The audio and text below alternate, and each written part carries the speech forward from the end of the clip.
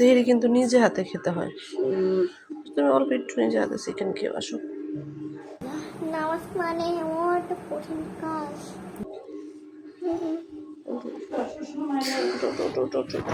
আসো উঠো। ভিডিও করবে না।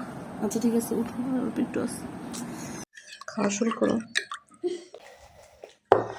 খাও চিকেনটা ধরে খাও।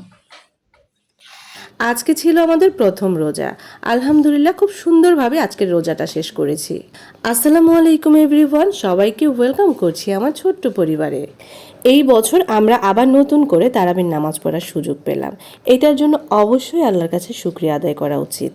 একটু খেয়াল করে দেখেন, গত রমজান থেকে এই রমজান পর্যন্ত আমাদের অনেক আত্মীয় স্বজন, পাড়া প্রতিবেশী, বন্ধু বান্ধব, কাছের ভালোবাসার অনেক মানুষই হারিয়ে গেছে। এই বছর যেহেতু আল্লাহ আমাদেরকে তারাবি পড়া আর রোজা রাখার তৌফিক দিয়েছে, আমরা অবশ্যই চেষ্টা করব শালীনভাবে খুব সুন্দরভাবে রমজানের একটা মাস শেষ করার। আজকে ছিল আমাদের প্রথম তারাবি। তো তারাবির নামাজ পড়তে পড়তে আমরা মা মেয়ে দুজনেই টায়ার্ড হয়ে পড়েছি। মাশাআল্লাহ রাতিন আজকে আমার সাথে এশার নামাজ পুরাটাই পড়েছে। তারপর তারাবির নামাজ অর্ধেক পড়ে ওর খুব খারাপ লাগছিল, ও আর পড়তে পারছিল না, তাই ও শুয়ে আছে। তো ও শুয়ে আছে, আমাকে কিন্তু আর নামাজ পড়তে দেয়নি। আমাকে বলছে আমি কিন্তু পুরো একটু রেস্ট নিয়ে তারপর আবার নামাজ পড়বো না, আমিও যেন ওর সাথে পড়ি। তারপর আমরা দুজনে একটু রেস্ট নিলাম, রেস্ট নিয়ে তারপর আমরা আবার নামাজ পড়লাম। মাশাআল্লাহ ও হচ্ছে এশা তারাবি সম্পূর্ণ নামাজ শেষ করেছে।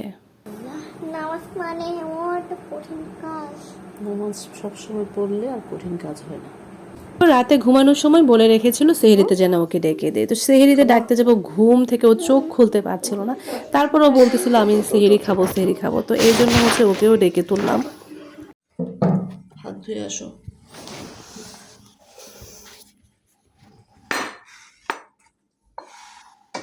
খাওয়া শুরু করো।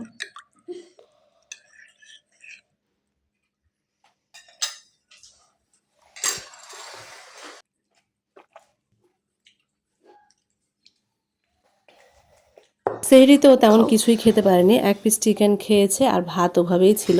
আমিও ওকে খাওয়ার জন্য জোরাজোরি করিনি, জাস্ট চিকেনটা খেয়ে ও উঠে গেছে। তারপর হচ্ছে তো ঘুম পাড়িয়ে দিলাম। ঘুম থেকে উঠে আবার ভোরে ওর স্কুল আছে, এই জন্য ওকে তাড়াতাড়ি করে ঘুম পাড়িয়ে দিলাম।